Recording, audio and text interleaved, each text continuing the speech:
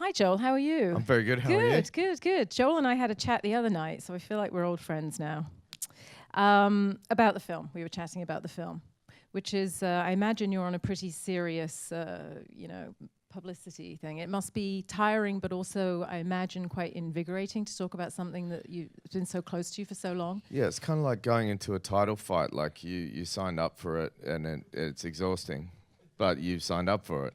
It's a lot of I'm rounds, very happy to talk though. about a movie that I'm very passionate about, whether as an actor or as a filmmaker.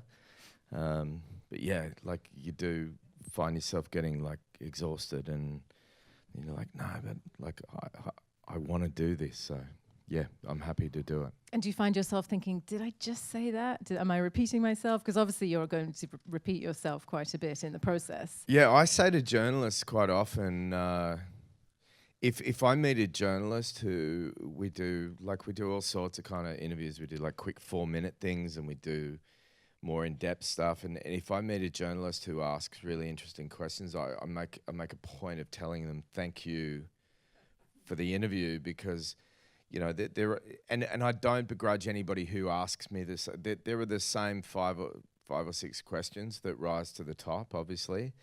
But some people ask some really challenging questions, like of Jared, the author of the book, and I. Someone asked the other day about definitions of masculinity, and I was like, wow, okay, you've actually made me really think, rather than, because quite often somebody asks me stuff, and I'm like, I want to tell people a new version of something that's been asked of me before. But some people that we've met are so mindful and have thought so deeply about it, and you get really challenged by some people, and I really appreciate that too. Well, I think, yes, there are those questions, but everyone wants to know Which is for y'all, if you're going to ask me questions we got to come later. up with some good questions yeah. now. Don't be obvious, or we'll be like automatic mode. But, you have to remember that this audience hasn't perhaps heard you. So the obvious questions to you, people are still going to want to know why you wanted to do this book. What Exactly why I don't begrudge those questions. So it's hard not to start off. And I hate asking this because it really is the first question that everyone gets asked. Is it what feel like I attracted put like you a to the warning project? on you. No, but people do want to know. Did you read the book? I know that much. And if this film is so different than your first film that you directed, which was a genre film, a great horror film, really scary. But genre conventions, whereas this one is so personal and so intimate. Was it challenging was it a happy challenge to embrace something so different? Yeah, I actually thought there were a lot of similar elements in that, The Gift was about unsettling an audience. And when I read this book, I was like, this unsettles me in a way that I feel like it's more terrifying than The Gift. We're not artificially scaring an audience. We're not in a genre way leading them into those obvious tropes, but there's something more subtly terrifying about this, and I'm very well aware that I lent away from being obvious about kind of being melodramatic or obvious about some of the real terrors of conversion therapy, because they're out there. But in Jared's story, there were more subtle kind of seeds of ideas that were planted that grow and then harvest into things like suicide. And I find that more unsettling. I've always been fascinated as a filmmaker and as a film watcher. My life began with my mother and my grandmother letting me watch films that were too scary for the age that I was. I don't know if anybody's seen the Death Wish trilogy, but imagine watching all of them before you were 11 years old. There was a TV show in Australia called Prisoner about a bunch of women in a prison, and it was a little bit soapy, but to me that was the foundation of my nightmares as a child. And as a Catholic boy, what I prayed about not wanting to be subjected to, because they were very real fears for me. So, when I read this book, I was like, this is like real life horror. And I've always figured that I've been most frightened in a cinema when the villains are, or the the umbrella nature of the fear is something that could really happen to you in life. You know, I love alien movies, I love ghost movies, but I believe that human beings are the most terrifying villains of the human race. Politically, emotionally, within relationships, religiously, we hurt each other in ways that we're not intentionally trying to do, but when people's agendas don't match up, individuals can be really put in a place where they feel like they're in their own real-life horror movie. But having said all that, you didn't, obviously this is horrifying because it's real, it happens, it's happening, it's still happening, but you didn't, I felt watching the film that you didn't vilify religion. You said you're Catholic growing up, maybe religion is an important part of your life, but this is not a film that is bashing religion. Yeah, has anyone seen a short film called, I think it's called 2 + 2 = 5? You should watch it. It's really interesting. You know, what happens when somebody tells you that something you inherently feel, when your gut tells you something is right, somebody else is telling you it's wrong, and it's a mathematical equation of sorts on a human level, which I think sexuality is. I think you know inherently when you feel or believe something. And I'm talking about, you know, the film deals so much with beliefs where people are not actually trying to hurt each other. They're inherent beliefs. And the therapists, the parents, in this case, were not trying to hurt somebody. Their mathematical equation of life meant that sexuality was a choice. That was what they believed. That's what they were handed through their ingrained beliefs. And if that's your belief, then the intention to push that idea onto a young person is not, I'm trying to hurt you. The intention is actually the opposite, is I'm trying to help you. In the case of a scenario where in your life, your community is going to ostracize you, persecute you. So I didn't want to turn those people into villains. And that was actually one of the hardest things to do in the movie because, you know, The Gift was a genre exercise. It would have been very easy in this instance to twirl my mustache in the movie and let the parents, or especially Russell's character, be like, you know, far more cut and dry about his relationship with his son. And I started finding myself in this dilemma about being empathetic to everybody's point of view, ultimately realizing that in the long run that was going to be better for the movie, that people could objectively watch a situation that really happened and judge for themselves. Did that come from Garrett Connolly's book? Because watching the film, I didn't read the book, watching the film, I felt that he had such great love for his parents. Again, never felt that he, certainly not his mother, his father was a more complicated relationship perhaps, but I never felt that he outright, you know, hated his father even. I felt the love in the family. It's really interesting that I wrote the screenplay after reading the book 3 times. I put it in a drawer, and I wrote the first draft, and I figured like whatever was going to stick to me and was going to end up in the screenplay. And looking at it after that, I was kind of fascinated to realize that I'd skipped the fact that he had dedicated the book to his parents. You know, one of my great fears growing up was being institutionalized, probably because my grandmother letting me watch that show. And I thought the part of that fear was being taken away from my parents, because they're your everything. They're your source of information. They're your beliefs. They're your right and wrong. They're your, and most of all, they protect you. And I was terrified of going to prison or a cult or being abducted. I'd watch stranger danger videos as a kid. And those things, like, they're indelible. And imagine, and this is what really fascinated me about the book, is imagine that the kind of the wall or the protection or the safety of you going to an institution are your parents. And imagine your parents are the ones that sign you in to that place. And I can't imagine how that must have such a lasting damage on a person. And yet Jared has been through that. He dedicated the book to his parents. He still has a relationship with them. Obviously, they both, and this is why it was worth making the movie, is not just because it reflected my childhood morbid curiosity about these kind of places or institutions, but the fact that his parents, after they made the mistake of sending him there, were willing to, in their own different ways, do some kind of U-turn. Obviously, his mother had power steering and his father doesn't. But they're both trying, and that he has an empathetic response to that, and he's in this place right now, particularly with his, I mean, mum's fine. She was at Toronto Film Festival. She does Q&As, and if she were here, she'd be far more fascinating than me, I promise you. But Dad still hasn't, as far as I know, watched the movie. But he welcomed me into his house. He welcomed Russell into his church, and me into his church.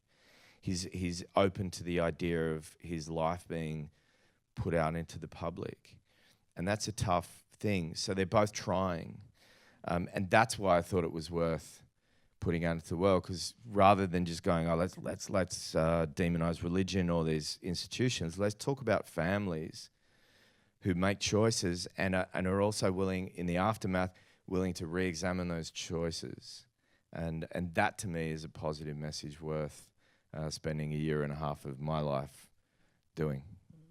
So let's talk about a scene that is sort of, I think it's a linchpin scene in the movie when the father asks the son if he wants to change.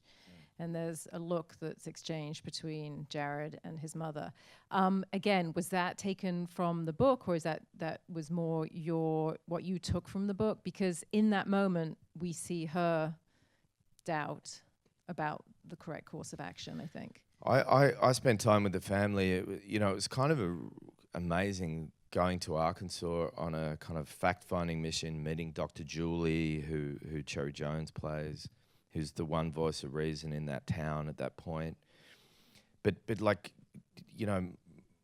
his dad cooked barbecue for us, and I'm not talking me alone. I'm talking about me, Jared, his son, Lucas Hedges, and David Craig, who plays Michael in the film, who's my co-producer, who I think when we went to church, they might have thought that Jared and David were a couple, because David is gay. He's married to his husband, and so we're talking about going into, I think we were 200 kilometres from the hub of the KKK, and we're going to a Baptist church, 4 of us, to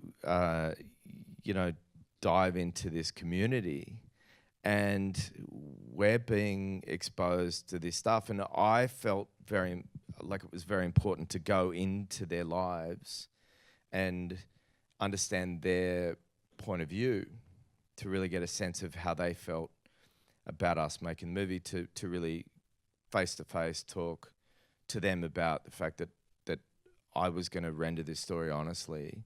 And actually, Jared's father had a deep emotional breakdown in front of me, because he pointed at Jared, who was going through photo albums with Lucas and David, and he said, this thing is got me licked, breaking down in a way. And he looks like Russell Crowe. He's like a real, he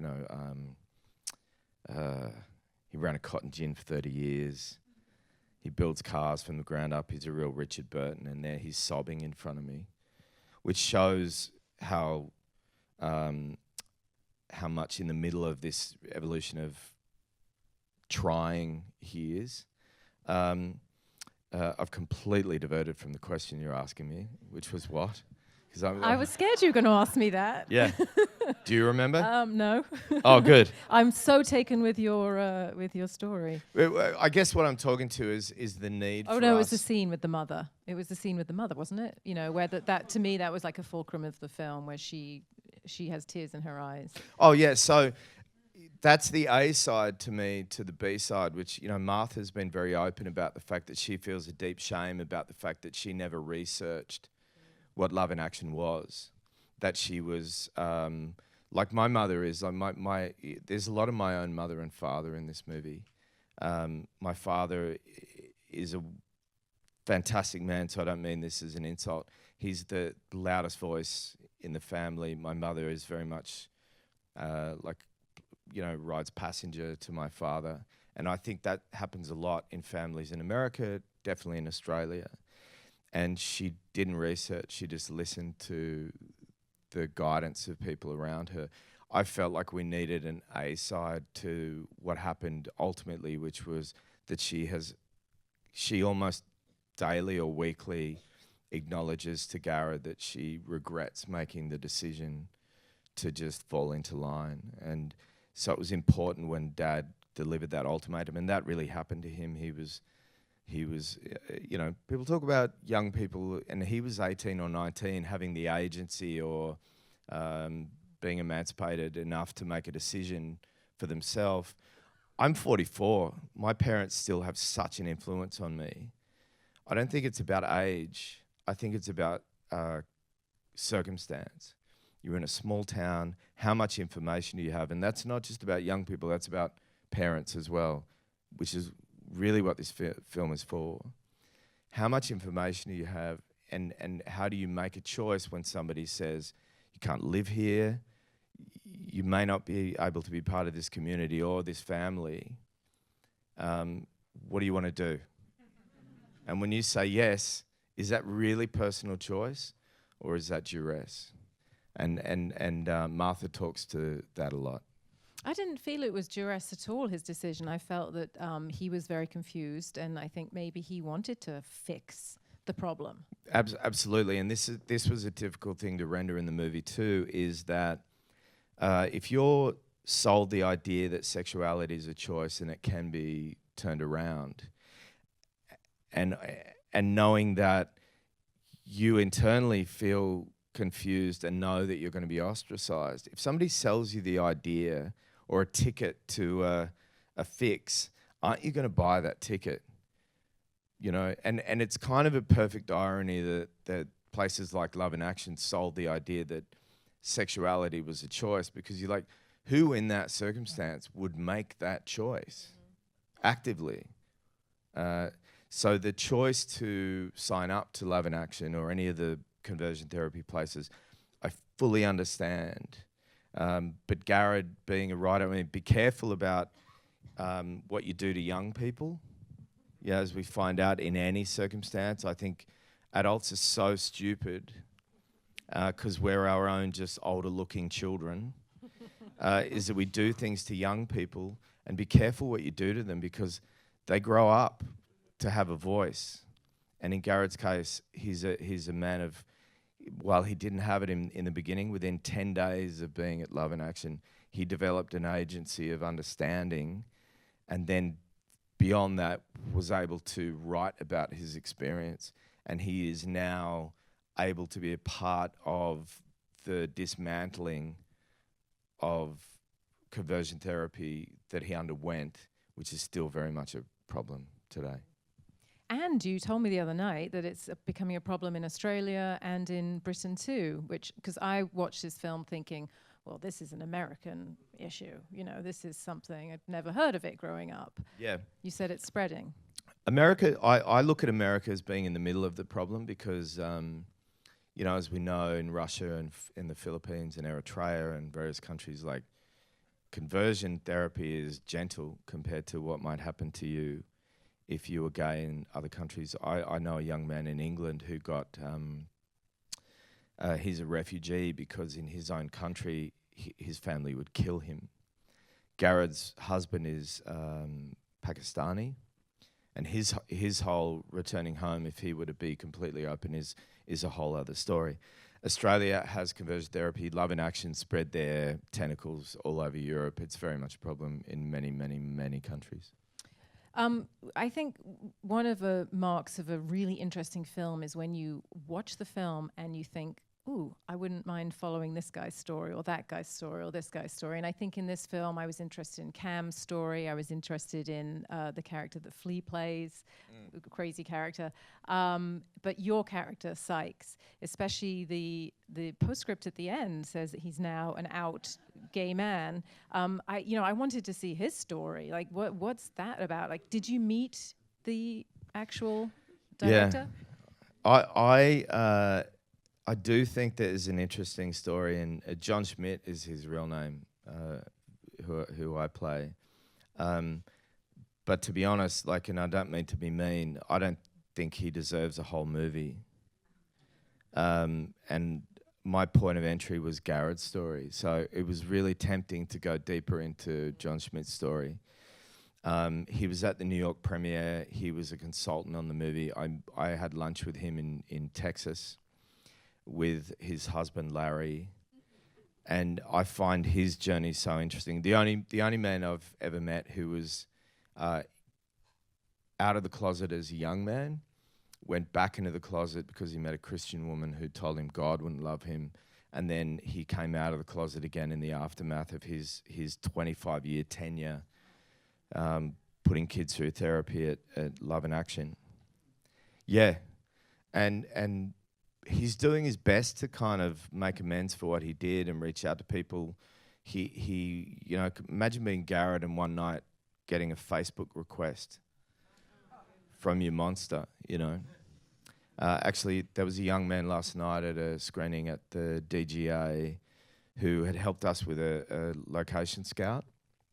And he goes, I've read Love in Action. I went to Love in Action. I read Boy Erased. I went to Love in Action in Missouri. He said, I was in a nightclub, like a gay nightclub, 2 years ago. And he said, I saw these two men with each other, like, kind of grinding up against each other at the bar. And one of them turned around and he said it was my therapist. And that's happened a lot. The head of Exodus International, who ran all of the franchised versions of Love in Action, he has acknowledged that therapy doesn't work. John has acknowledged that therapy doesn't work. So, yeah, there's an interesting story in those men. I just chose not to focus on it as much as Garrett's story. So let's talk about the casting then, because I know people here will want to hear about that. I mean, yes. You were in the film, so that's, you were in The Gift. My audition was very good. Did you want to play the part? I mean, was it something or did you sort of think you'd look for someone else but then realize you could do it, or you wanted to do it? What brought you to him? I don't know what it is about me. I know that I would have a bigger house and maybe a faster car if I was really interested in sticking to a wheelhouse or finding a wheelhouse. Or I'm really interested in complicated characters. I've often been drawn more to supporting characters in my life. I have a reluctance sometimes to step out and like try and be the front and center of a movie. Like, I joke about it, but it's kind of honest. I love hiding behind movie stars, partly because I love working with them, and there's a safety aspect to it, but mostly because the characters I'm fascinated by, complicated people. And it's interesting that in the two movies that I've made, I play very complicated and weird characters. I'm drawn to that. I just felt when I read the book, when I started writing the screenplay mainly, and then when I met John, I was like, I need to play this guy. I don't know why, but I also wanted to render him with a certain empathy, to not, as I say, twirl the mustache. And there was a warmth and a charisma and a kind of a terrifying comfortability about him that I imagine if you walked into that therapy, some people kicking and screaming, some people willingly signed up, but imagine going to that place and expecting to meet Nurse Ratched at the end of the movie. By the way, Nurse Ratched was quite warm and calm at the front of the movie, but But imagine meeting a guy who's like, we're going to have a wonderful time. And I was like, oh, that's so fascinating to me because it's so off-putting. Because you think you're going to have somebody there that's ready with a strap just to beat you and say, God doesn't love you and I'm going to punish you. There was something beguiling and inviting about John Schmidt when I met him in Texas that freaked me out. Because I met a previous Australian Prime Minister who I totally disagreed with his politics. And I was there to like campaign for more finance for film in Australia. And I left that meeting going, I hate to say this, but I liked that man. I was kind of captivated by him, and that's what smart people do. And that's why smart people are sometimes the most dangerous people. So, but you said you like to hide behind movie stars, which leads us to Russell Crowe and Nicole Kidman, huge stars, who I think do just such a brilliant job in this film. Because I met Martha, the mother, with you the other night, and although if you'd lined them up without seeing the film, I wouldn't have believed it possible. She really did become her. You know, she's physically chalk and cheese, but somehow she captured her. And like you said, I can only imagine that Russell Crowe managed to get that sort of gruff likability of the father too. Well, talking about hiding behind movie stars, talking about movie stars who are willing to step into supporting roles given the subject matter, Russell doesn't often do that.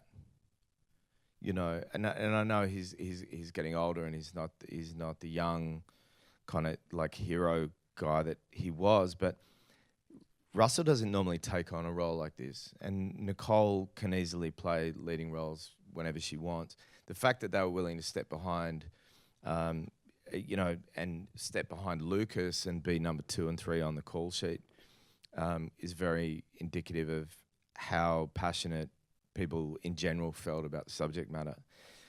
When I saw the family photos of Garrett's, and that was one of the first things I did after asking him to introduce me to other survivors, I was at that point I thought I was going to be a producer. I was like, how do I help make this story happen? And the two people that were staring back at me in the family photos were Nicole and Russell. I didn't realize Martha was almost half the size of Nicole, because like photos are like that, right? We can all be taller in a photograph. But she had translucent skin. She's pale and frail, and Russell, like, he was big. He'd worked with a friend of mine just previous to that, and he was a big guy at the time. And when I saw Herschel, the real father, in this photo, it was like, oh God, I'm gonna have to, because I was terrified of Russell. Well, he was a hero of mine. You know, I'm 10 years younger than Russell. He was like, I wanted to discover new lands, and Russell had already gone there. And he was not only doing that, but he was doing it on a epic scale. So I put Russell on a platform, and I'm like, how am I going to be Russell's boss? Like, how do I flip the narrative in my mind? Because, you know, but I had to reach out to him because he was the person that I had to cast. And I in my last film, making a first film, people don't trust you because you've never done it before, rightfully. This time, these guys answered the call so quickly. They read it quickly. They came to me wanting to talk, and I had a cast quicker than I ever expected. This is going to switch gears just a little bit, but I just want to get this one question in that we have from an audience member from April. She says she loves your work. And then second part is, how did you perfect your Boston accent in Black Mass? And do you, and I always thought for this one you had a spot-on accent. And do you have you used a dialect coach? Yeah, I use dialect coaches. Years ago, I believe that, I came out of drama school thinking like drama school is supposed to, like, 3 years of drama school and then, like, you know everything, right? And the great thing is realizing you never stop learning. And for me, acting is always a constant evolution, and it's because you grab information from everywhere, like life, you know, and I meet actors and I watch movies and I read scripts, and everything is part of the learning experience. And dialect to me was something that a number of years ago when I met Tim Monick, who was Kate Blanchett's dialect coach, on Streetcar Named Desire. We did a production of that in BAM, starting in Sydney. And I realised I needed to find specific references. And thankfully, when I did Black Mass, I had, like, wherever you are, April, hey, references of John Connolly. And I was like, all right, well, cool. The pressure is off because I don't have to do a general Boston accent. I don't have to find a general bunch of references. I have the man on recording and video, and I can go through a process of like trying to specify, and that led the way for me through Loving. I had access to recordings of Richard Loving, and with this it was a case of not trying to mimic John Schmidt, because I didn't. He had a very kind of Midwestern general accent. I looked for a specific sort of Memphis reference. So the short answer is hard work, and you know, I just don't. I tell you what, I just never want to end up on that website that says the 10 worst accents in a movie. I'm gonna have to go check that out now. I didn't know that existed. There's a website for everything. There's a website. The 10 worst, the 10 best. You won't end up on the 10 worst.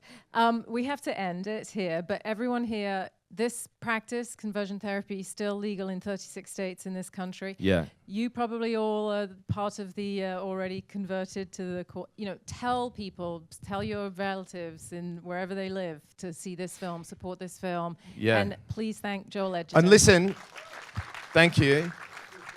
There's a real conundrum about that aspect. Preaching to the converted, like, if anybody has wisdom about how to reach out to the what I call the right wrong people, or you know, to people who would not otherwise go and see this film, if anybody has wisdom about it, totally reach out to us on Twitter. And I also just want to say there's a website, a podcast coming out in conjunction with the film. Called ERASED, which gives you not just a story under one roof of one family, but a broader history of conversion therapy in the country. And listen to it, and if you care to do something about it, that's part of a really good education. And if you know anyone who's going through anything like this, there's also a website in conjunction with a movie called stoperasing.com. And you can find out information about that, because there are people out there, regardless of the internet, regardless of how much information they can secretly reach, people do feel alone and they do need more information. So, you know, I had to make this a PSA, but it's worth it given what we're dealing with. So thank you. Thank you, Joel.